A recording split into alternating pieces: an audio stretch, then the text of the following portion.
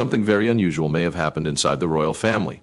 According to the reporting, a private yacht trip linked to Queen Camilla may have triggered far more than embarrassment behind palace walls. The version of the story now circulating is that Prince William did not respond with a public statement, a short denial, or a polite royal message. Instead, he reportedly arrived at a private meeting with documents in his hand, financial records, port logs, and other papers, and started asking hard questions about who knew what, when they knew it, and why certain information had not been handled properly. That is what makes this story stand out, because this is not just a story about a yacht. It is a story about power, trust, secrecy, and the way the modern monarchy protects itself when something awkward becomes too big to ignore. And if even part of what is being reported is true, then this was not just a family issue. It was the beginning of a quiet shift inside the palace. The kind of shift that does not happen in public but still changes everything. So let's break it down step by step in plain words without the palace spin. If you follow royal stories and want the real meaning behind them, subscribe to Crown Watch. We focus on the details that headlines usually skip. The yacht at the center of this report is said to be a luxury vessel with ownership hidden behind a layered corporate structure. In simple words, that means it was not the kind of boat where one name and one owner are easy to spot.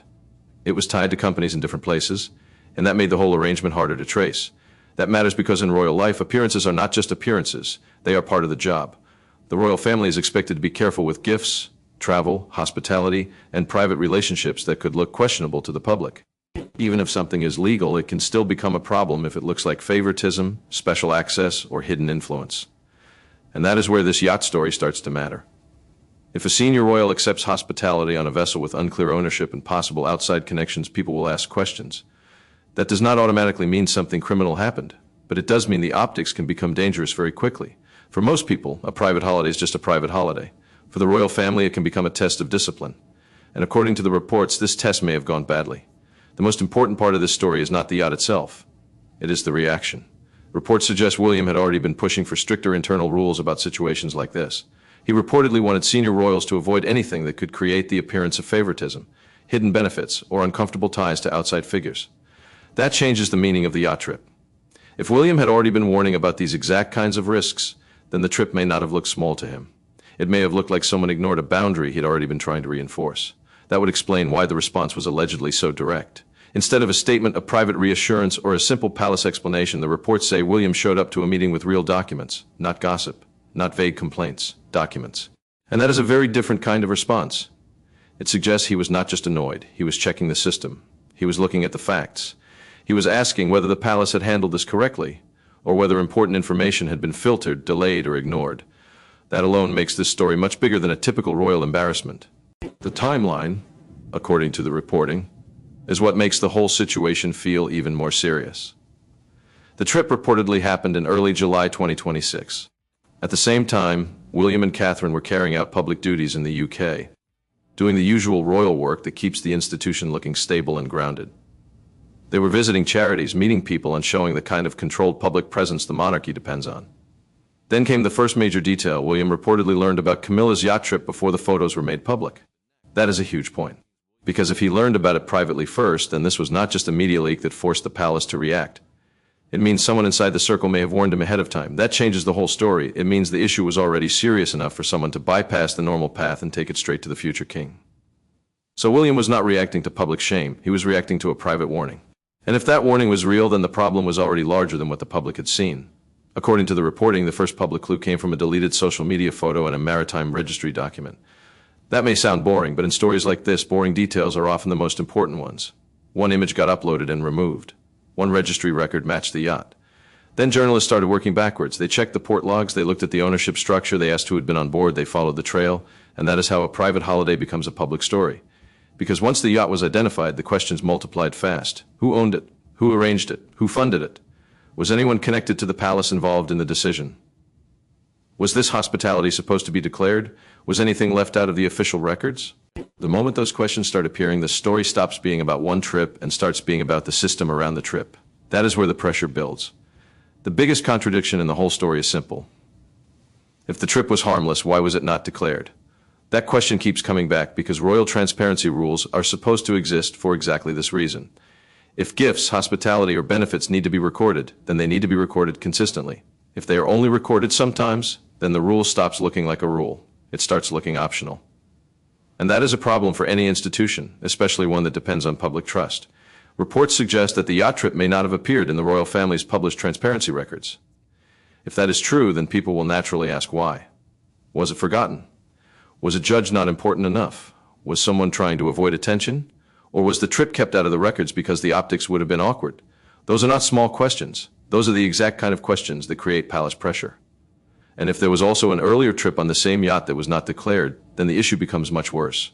Because now it does not look like one mistake. It looks like a pattern. This part is especially important. Reports suggest Camilla may have been on the same yacht before, possibly as early as 2023, and that this earlier trip was also not formally declared. If true, then the current controversy is not just about one holiday in 2026. It is about a repeated choice. And repeated choices matter because they show habits, not accidents. A one-time oversight can be explained. A repeated pattern is much harder to defend. That would also help explain why William reportedly responded the way he did. If he believed this was not just one trip, but a long-running pattern of undeclared hospitality, then his concern would not just be about Camilla's judgment, it would be about how the palace was handling standards. And once the issue becomes about standards, it becomes much harder to contain. Because then the discussion shifts from what happened to why was this allowed to continue. That is a far more dangerous question. According to the reports, William reportedly held a private meeting at his own residence, not at Buckingham Palace. That choice matters. A meeting held at William's own place sends a message. It suggests he was controlling the setting. He was controlling the tone. He was not walking into someone else's space and reacting emotionally. He was bringing the discussion to his own ground, and that is important in royal politics. Reports say he arrived with a printed folder containing financial records, port logs, lobbying disclosures, and a summary of the earlier yacht trip. That is not the behavior of someone casually annoyed. That is the behavior of someone prepared.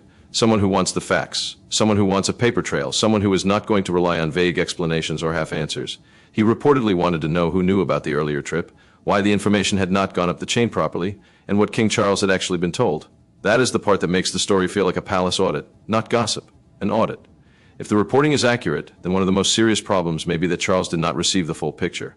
That would mean the palace communication system failed. Not just one person, the system. Because if the king is getting only a basic summary while the sensitive parts are left out, then the institution is no longer operating cleanly.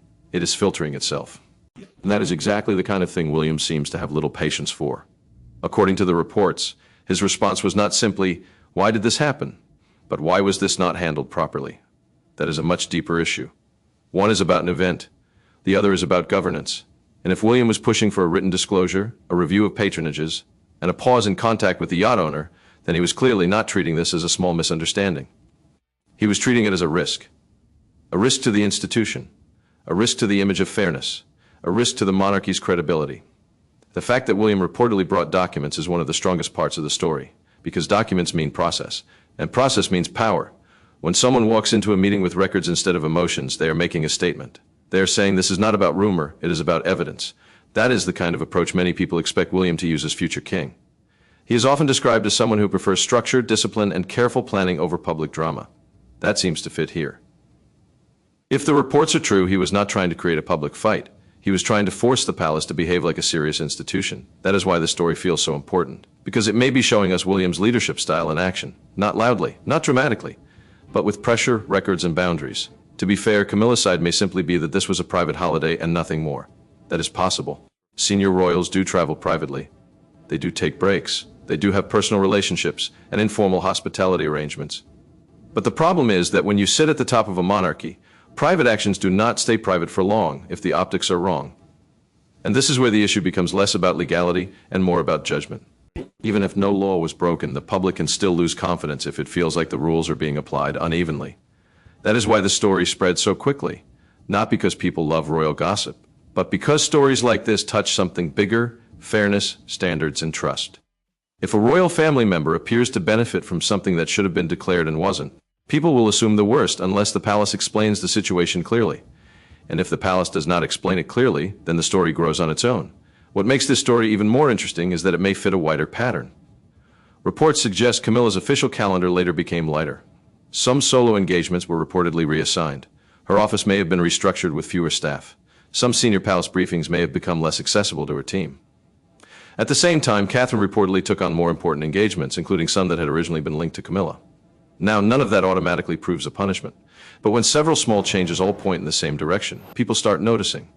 A reduced calendar, a smaller office, missed appearances, more work going to someone else. That looks less like a random coincidence and more like a quiet realignment. And that is exactly how the monarchy often works, not through public firings, not through dramatic announcements, but through slow shifts in access, responsibility, and influence. That is why this story matters so much, because it may be showing us how power changes in the royal household before the public is told anything. One of the most interesting parts of the reporting is how William is said to handle difficult issues, not by leaking to the press, not by fighting in public, not by making speeches, but by using process, documents, deadlines, formal reviews.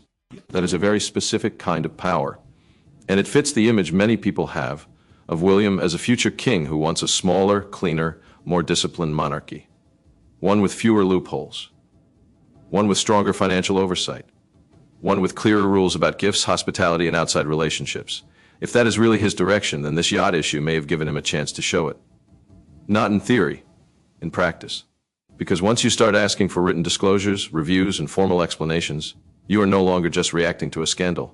You are changing the institution around it. And that is what makes this story feel bigger than the yacht itself. At the heart of this story is a simple idea: the monarchy cannot survive on selective transparency. If the rules apply only when convenient, people notice. If hospitality is disclosed only sometimes, people notice. If one person gets forgiven quietly while another would be exposed publicly, people notice. And once they notice, trust drops fast. That is why William's reported response makes sense if he really wants to reset the standard. He may be trying to say the days of informal exceptions are over. Everything gets recorded, everything gets checked, everything gets reviewed. That is a much more modern way of running a royal household. It is also a much riskier one for anyone who is used to old habits and private flexibility, which is why this story may have caused real tension behind the scenes. Not because it is scandalous in the usual sense, but because it may be signaling a change in how the palace will work from now on. If the reports are true, then the long-term impact could be bigger than this one issue. William is expected to inherit not just the crown, but the responsibility of shaping what the monarchy becomes next. And from everything being reported here, he seems to favor a leaner institution with fewer working royals, stricter controls, and tighter oversight. That would mean less room for improvised arrangements, less room for unofficial favors, less room for anything that could later become a headline problem. In that sense, the yacht story may have been useful for him, not because he wanted trouble, but because it gave him an opening to show the kind of monarchy he wants to run. A monarchy that does not wait for problems to explode. A monarchy that documents, checks, and acts early. That is a very different model from the old one. And if the reports are accurate, we may already be seeing the first signs of that model taking shape. The real message in this story is not simply that a yacht trip caused a problem. The real message is that the palace may be moving toward a stricter era, one where influence is watched more carefully, one where records matter more, one where internal behavior is not left to vague assumptions. And if William really walked into a meeting with a folder of records, then that image tells us almost everything we need to know. He was not just asking questions, he was setting boundaries. He was not just reacting to a holiday, he was testing the system. And if the system failed that test, then change becomes inevitable, not loudly, not publicly, but quietly, step by step. And in the royal family, quiet change is often the most powerful kind. So when you look at this story as a whole, the yacht is not really the point. The point is what it may have triggered: questions, reviews, internal pressure, a possible power shift. And maybe, if the reporting is right, a clear sign that William is already preparing the monarchy for a future where no one gets a free pass just because of their title. That is why this story matters. Because it is not just about a trip. It is about control. It is about standards. It is about who answers to whom. And if the palace really is changing behind the scenes, then this may have been one of the moments that helped push it forward.